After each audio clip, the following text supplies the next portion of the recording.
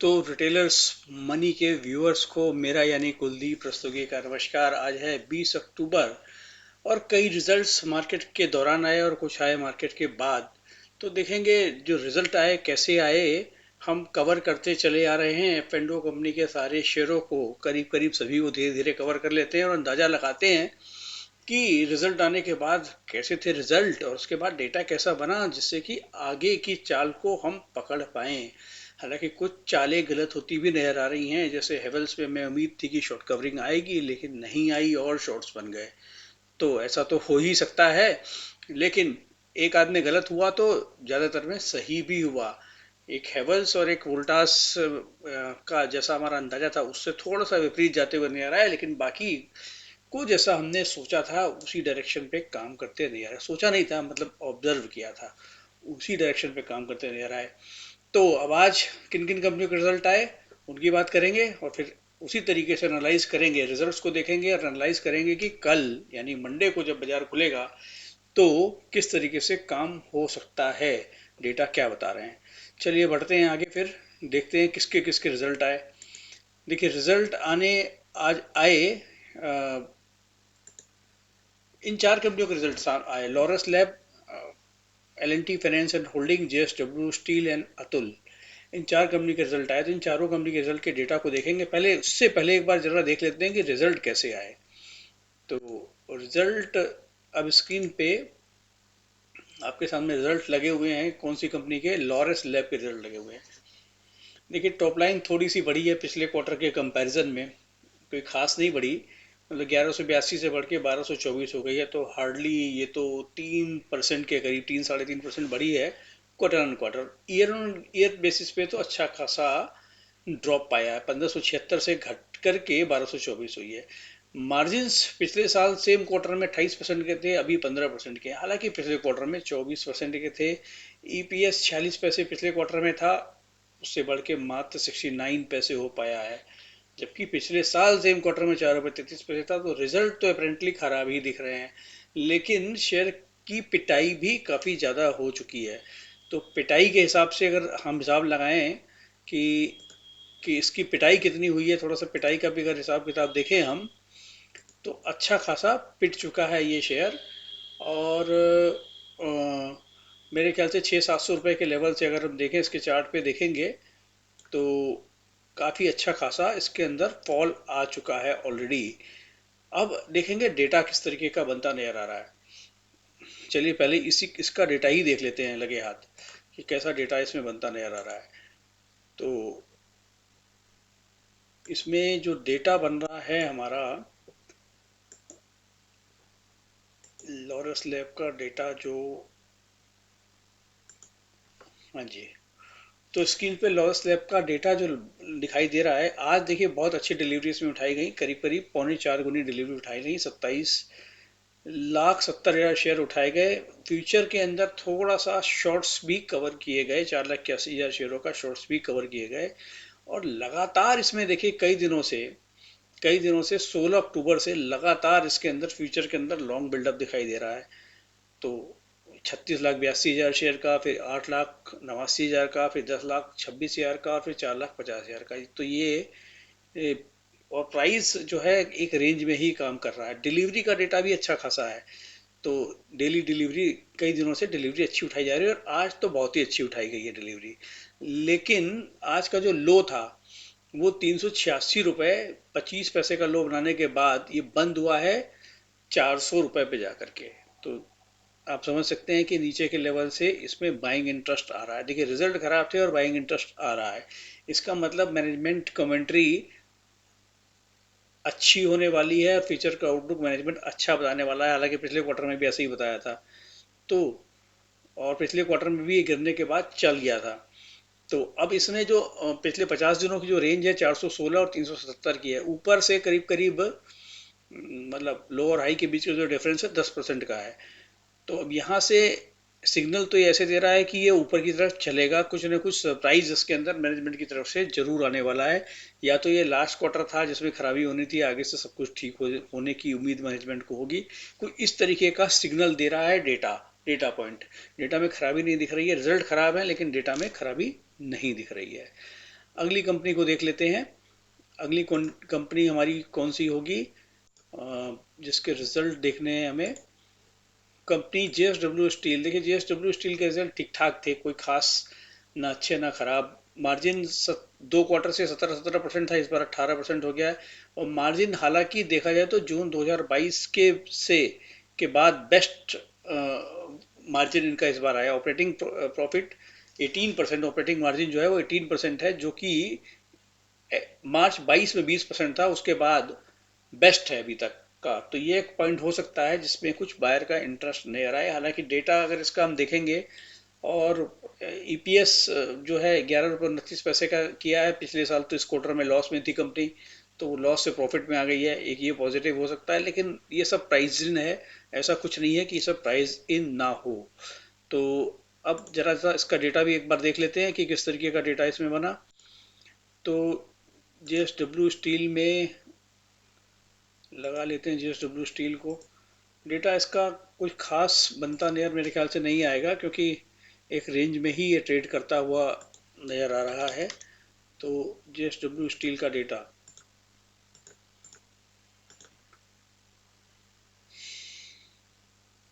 देखिए, कुछ open interest तो थोड़ा सा ऐड हुआ है। 4,92,000 शेयर का कल हुआ था, 8,32,000 शेयर्स का आज हुआ है।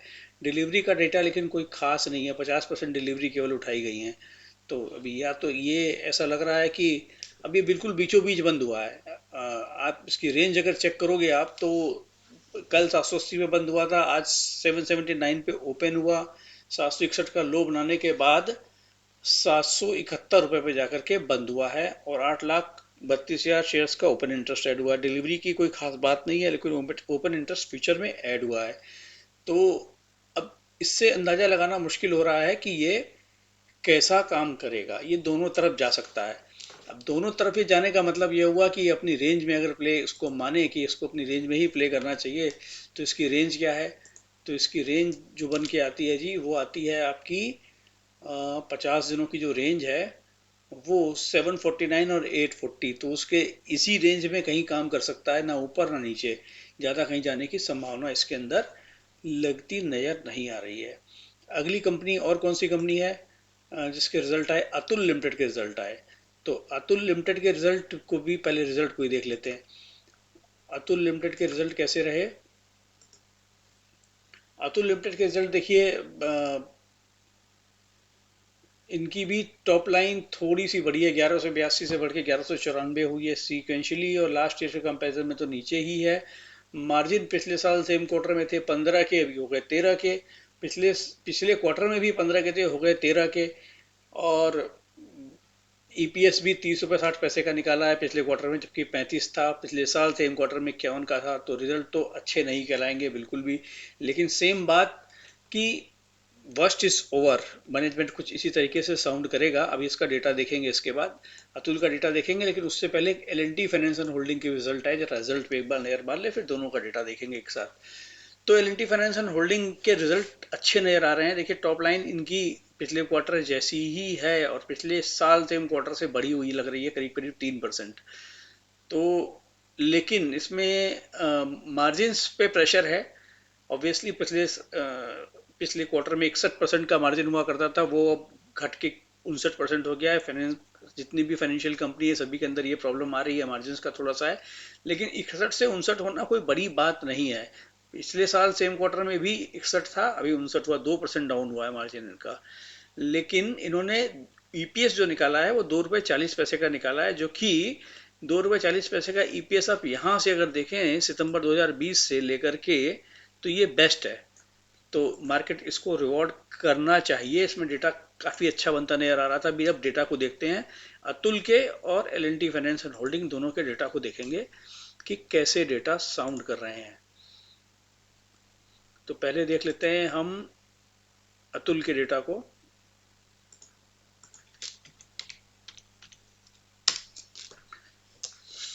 देखिए अतुल लिमिटेड में आज तो शॉर्ट कवरिंग हुई है।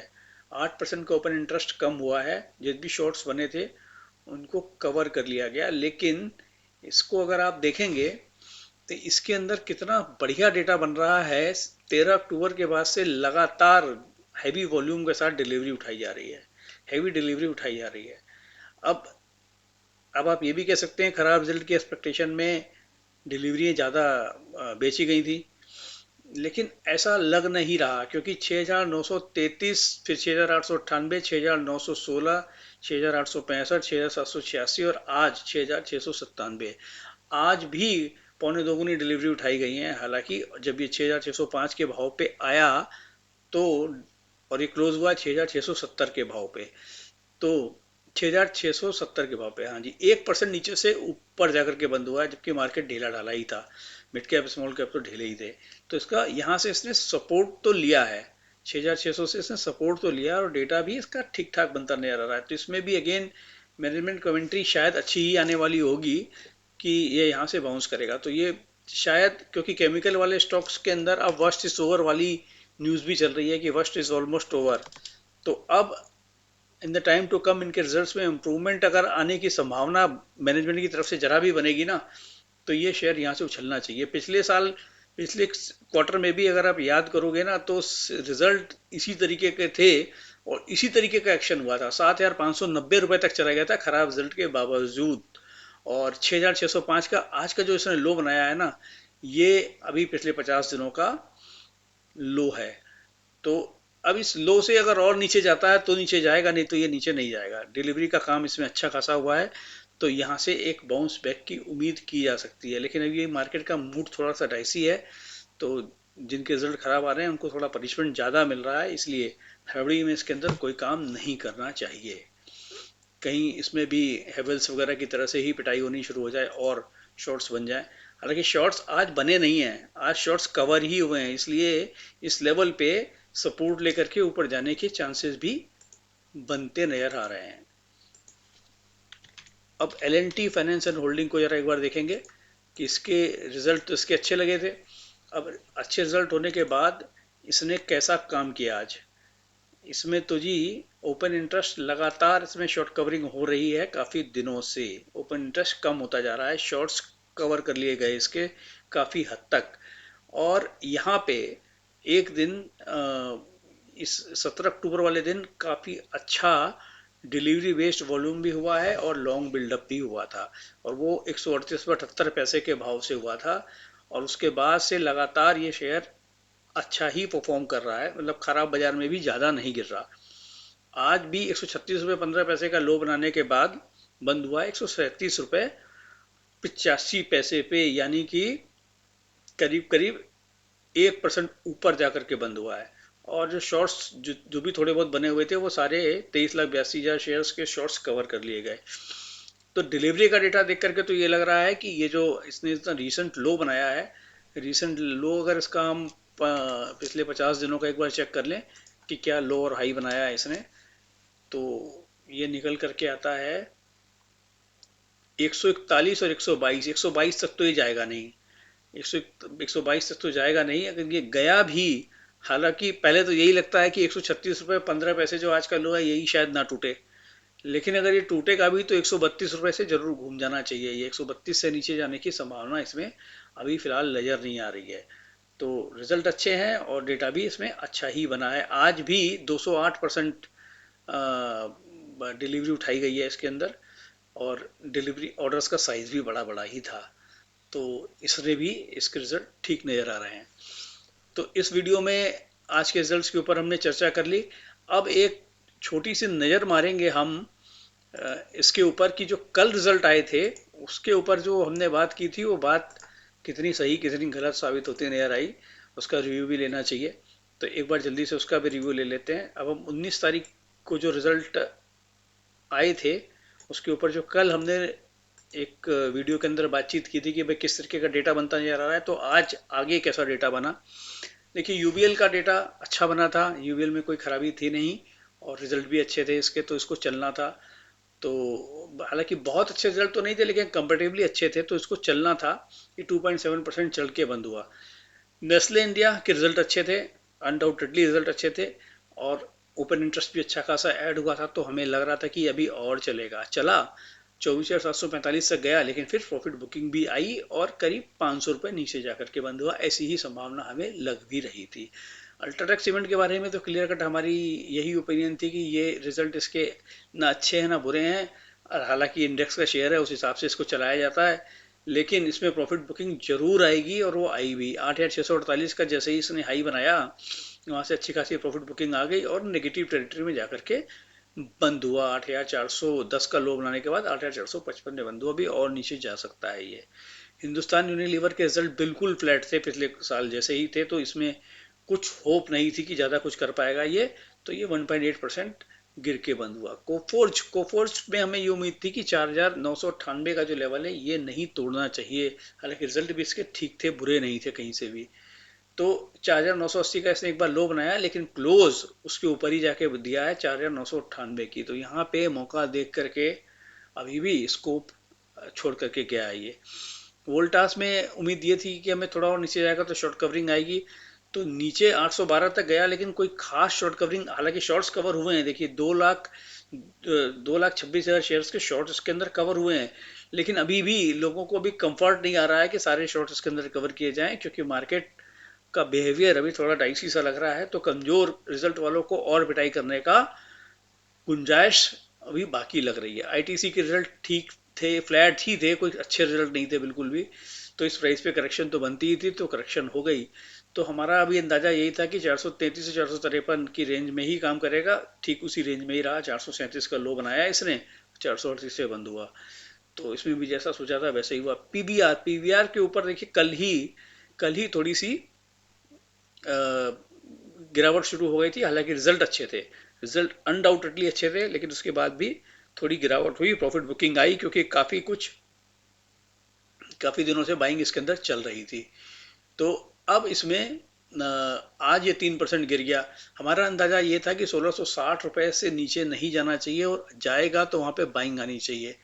अब 1685 तक गया, लेकिन बंद हुआ 1691 तक, तो अभी बाइंग आती नजर खास आ नहीं रही है इसके अंदर। हालांकि डिलीवरी का वॉल्यूम आज नॉर्मल से तो ज़्यादा ही था, लेकिन गिरते बाजार में ज़्यादा था, इसलिए इसको गिरती साइड में ही देखना चाहिए। अब ये 1660 रुपए के आसपास अगर मौका देता है मंडे को, तो फिर अगेन इसमें बाइंग की पोजीशन बनाने की अपॉर्चुनिटी है। टाटा कम्युनिकेशन में भी देखिए ऐसा ही रहा, रिजल्ट तो अच्छे नहीं थे, लेकिन ये चलता है अपनी न्यूज़ के हिसाब से, तो रिजल्ट अच्छे नहीं थे। उम्मीद ये थी कि शायद ये शॉर्ट कवरिंग कुछ आए, लेकिन शॉर्ट कवरिंग नहीं आई। शॉर्ट कवरिंग आई, लेकिन देखो 62,000 शेयरों का ओपन इंटरेस्ट कम हुआ है, शॉर्ट्स तो नीचे से कवर किए गए हैं, लेकिन और शॉर्ट्स भी शायद, और शॉर्ट तो बनते नजर नहीं आ रहे, लेकिन अभी भी डिलीवरी बेस्ड सेलिंग करके प्राइस को नीचे ही रखा गया है। नए शॉर्ट तो नहीं बने हैं, लेकिन अभी कवर नहीं किए गए पूरे शॉर्ट्स को, तो इसके अंदर भी क्योंकि बाजार की हालत अच्छी नहीं है, इसलिए इसमें भी शॉर्ट कवर करने वालों को जल्दी नहीं नजर आ रही है। एम्फेसिस के रिजल्ट, एम्फेसिस कई दिनों से अपना इसका हिसाब किताब खराब होता नजर आ रहा था, और ऐसा ही रिजल्ट के बाद भी नजर आया, तो रिजल्ट के बाद ये 4% गिर गया। ओपन इंटरेस्ट कोई खास ऐड नहीं हुआ है, लेकिन सेलिंग डिलीवरी बेस्ड हुई है, तो यहाँ पे मैटर सीरियस है। हेवल्स में देखिए कल भी अच्छी खासी डिलीवरी बिकी थी, हमें उम्मीद ये थी कि शायद डिलीवरी उठाई गई होंगी इसके अंदर, लेकिन रिजल्ट खराब थे, और मार्केट का मूड यहाँ पे हम गलत पड़ते हुए नजर आए, क्योंकि शॉर्ट कवरिंग आई ही नहीं। शॉर्ट कवरिंग ना आके बल्कि और शॉर्ट बिल्डअप कर लिए गए, और आज हालांकि शॉर्ट कवरिंग, ये बोलना भी गलत नहीं होगा कि आई ही नहीं, क्योंकि 1375 रुपए तक ये गया था। रिजल्ट तो कल ही आ गए थे, रिजल्ट खराब आने के बाद भी 1375 रुपए तक ये गया था। तो क्यों गया था? शॉर्ट कवरिंग की वजह से। शॉर्ट कवरिंग का जो हमने जो बात की थी कि 1330 रुपए के आसपास ही जाएगा, तो शॉर्ट कवरिंग वहां से आएगी, तो 1330 रुपए के आसपास गया, और वहां से शॉर्ट कवरिंग आई भी, 1375 तक गया, लेकिन जब ये 1375 पे गया, तो जबरदस्त शॉर्ट बिल्डअप दोबारा से स्टार्ट हो गया, तो 3,72,000 शेयरों का शॉर्ट बिल्डअप हुआ, यानी कि 6% का ओपन इंटरेस्ट ऐड हुआ, और जाकर के बंद हुआ ये 1290 के लेवल पे, और बिल्कुल दिन के लोएस्ट पॉइंट पे ही बंद जाकर के हुआ है। तो इसका मतलब ये भी और टूटेगा, और टूटेगा तो और कितना टूटेगा, ये चार्ट देख के पता लगेगा कहाँ पे इसका सपोर्ट आ रहा है। लेकिन इस वीडियो में तो हम चार्ट देख नहीं पाएंगे, इसलिए इसकी बात अभी हम नहीं करेंगे। हो सकता है 1100 का लेवल, 1150 1200 का भी लेवल दिखाए, क्योंकि रिजल्ट में तो कुछ दम था नहीं। तो अब इस एनालिसिस से, जो हमने अभी एनालिसिस की और जो कल और जो आज के रिजल्ट्स की एनालिसिस की, उसमें जो डेटा बनता नजर आ रहा है, उससे क्या कंक्लूजन निकलता है? कंक्लूजन देखो, सीधा सीधा ये निकल रहा है कि मार्केट अभी खराब रिजल्ट को अच्छे से पनिश करने के मूड में है। बाइंग नीचे से होती नजर नहीं आ रही, शॉर्ट भी अच्छे से कवर होते नहीं नजर आ रहे। थोड़े छोटे मोटे शॉर्ट कवर होते हैं, उसके बाद और शॉर्ट बिल्डअप, थोड़ा सा ही ऊपर जाता है और शॉर्ट बिल्डअप शुरू हो जाते हैं। तो इस संकेत कुछ इस तरीके का दे रहा है बाजार। और आज की क्लोजिंग भी निफ्टी की बात करो तो 19,600 से नीचे जाकर के हुई है, जो कि एक खराब क्लोजिंग कहलाएगी। जो कि जो बाजार के अंदर भालू होते हैं ना, बेयर्स, उनका जोश बढ़ाने वाली है और बुल का जोश ठंडा करने वाली क्लोजिंग है।